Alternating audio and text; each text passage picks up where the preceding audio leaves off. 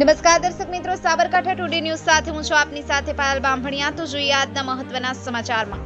વડાલી તાલુકા મેમન જમાત સંલગ્ન Vadali Memon school committee દ્વારા sunrise play group school ચાલુ કરાઈ। વડાલી મેમન સ્કૂલ કમિટી દ્વારા નર્સરી KG 1 KG 2 ની પ્રાઇમરી સ્કૂલ ચાલુ કરાઈ।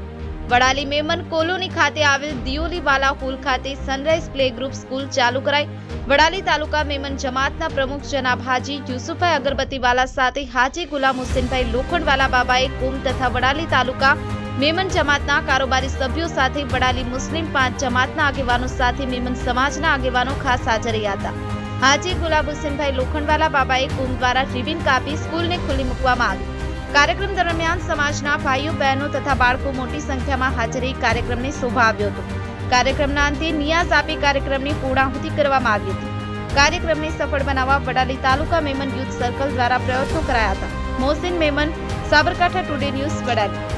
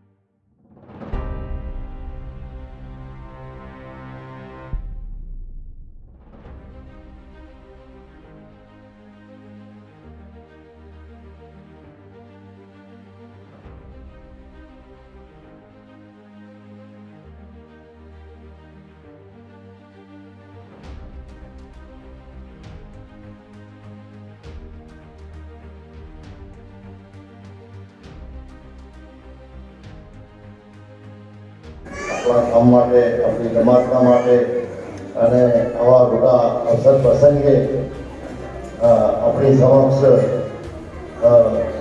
એ વિભૂતિઓ એમાં પૈસા ગુલામ હુસેનભાઈ લોખંડવાળા જે આ બધા કરતા આ બધાના આપણા બધાના માર્ગદર્શક છે અને આપણા સિનિયર છે, આપણા બુઝુર્ગ છે અને એવા મહાન વિભૂતિ આપણી પાસે હોય અને ગુજરાતનું મારાથી થાય એ થોડુંક મને થોડુંક ઓછું લાગે છે।